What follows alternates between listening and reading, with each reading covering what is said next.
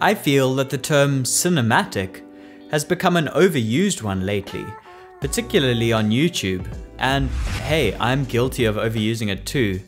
However, the idea of cinematic lighting, which refers to the qualities or characteristics of light used in films, are linked by some common traits.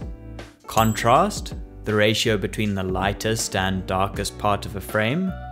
Quality, whether the light is hard, soft, textured, or clean.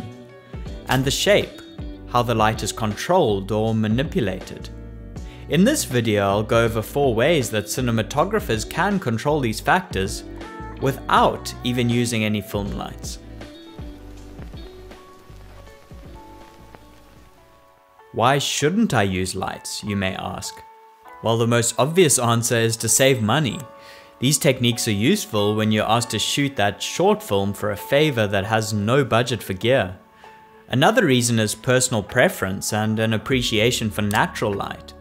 I've worked with some DPs who like using a ton of lights, and others that prefer to sculpt the ambient light on set. Generally, manipulating illumination without lighting fixtures results in a more naturalistic image, which some DPs prefer. The choice to not use lights also comes with downsides. Lights provide a consistent source of illumination, so shooting without them means that lighting conditions and your exposure may change while shooting a scene if the sun goes behind a cloud or shifts its position. Also, maintaining ultimate control over illumination without lights may require large amounts of textiles and a big crew of grips to rig them, and be on standby to alter the rigging as the sun moves, which may take up more time and then kind of defeats the purpose of saving money.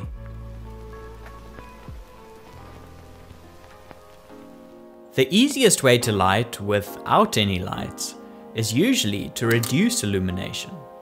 One way to do this is with negative fill or neg.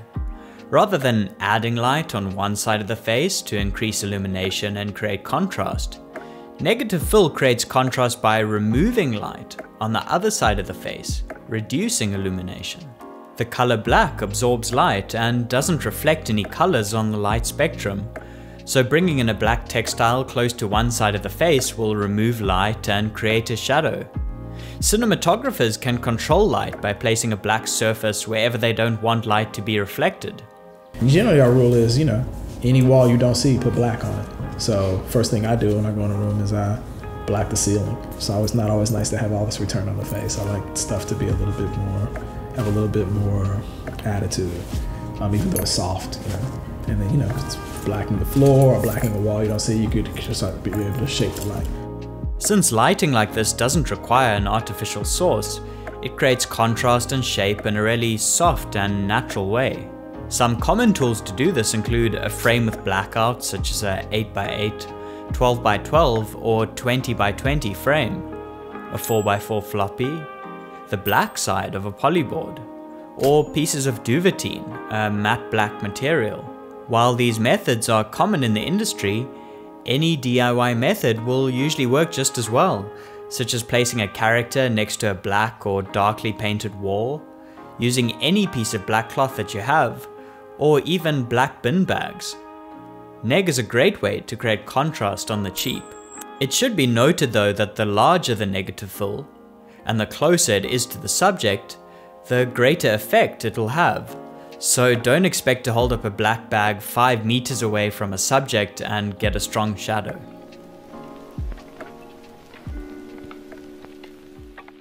While negative fill removes light, bounce adds light and works in an inverse way. For example, natural light from the sun can be bounced off a white or reflective surface to create a new light source. This light can be used to fill in shadows on the face, or can be positioned as a key light. To position the angle of a bounced light, first you find where the light is being bounced by angling the bounce at the ground, and then follow that bounced light with your eye as you change the angle of it and move the light into the correct position. Usually a white surface is used for softer bounced light, such as a frame with a white ultra bounce or muslin textile, a white polyboard or foam core. Then we just did bounce and tested 20 by ultra bounce and 20 by muslin and bleach and unbleached muslin. And the muslin was the best one. Also because it felt like, you know, their costumes were made out of that similar material, so it felt very organic. We just had, I think, 3 or 4 of those on set every day, 320 bys, 420 bys, to control the contrast. For harder light with stronger shadows, reflective surfaces like a mirror can be used, or a silver polyboard. Bouncing can be a great way of softening and spreading the light source by using nature's biggest, strongest free light, the sun. The output of bounced light will, however, be lower than the direct source. Again, it's also possible to use homemade solutions to bounce light, from rigging up a bed sheet to using a handheld mirror. Another way to soften light without bouncing it is the common cinematic technique of using diffusion. This is where a translucent modifier is added in between the light source and the subject to soften the contrast and shadow fall off. For example, a 12x12 frame with a half silk material could be placed overhead between the sun and the subject to soften the intensity of the sunlight and even out harsh shadows. There are many different materials that can be used for diffusion, such as textiles like silks or grid cloth, 416 gels, or even the diffuser part of a 5-in-1 reflector. Again, DIY solutions are also possible, such as a bed sheet, paper, or a shower curtain. We tend to use unbleached muslin, which is a lighter or a thin canvas, which light will travel through and diffuse much more. You can just chop them up, you know, you can put them on the floor. They're much more versatile, you can wash them, whereas a diffusion plastic you can't. But in reality, you can use whatever you want. You can go to IKEA and buy a shower curtain and use that. Placing diffusion in front of a large natural source like the sun is a cost-effective way of achieving illumination which is more beautiful, soft, and cinematic than straight sunlight. Like I was in a hole for a while where I always wanted to light from like 3/4 of the side, and then I realized you get into situations in a scene sometimes where it's going to have to take place where the camera is at the window and your subject is facing the light source. And I think my answer to that is just like tons of grip and cutting the light and teasers and all these things. Shaping or controlling how the light hits an object is an important aspect of creating cinematic illumination without any fixtures. As Morano says, this can be done by placing lighting or grip tools such as flags in between the source of the light and the subject to affect the texture and shape of the illumination on surfaces. Flags, black textiles mounted on various sizes of frames, can be used to block out certain portions of light. Some other shaping tools include nets, camo textiles, a cookie, or a dingle, a tree branch attached to a stand.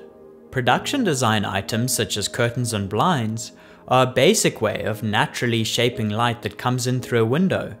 However, any household object can also be shifted in front of a source to shape the light. Although it is possible to shoot and work without any film lights by using some of the 4 techniques in the video, that doesn't mean it's always advisable.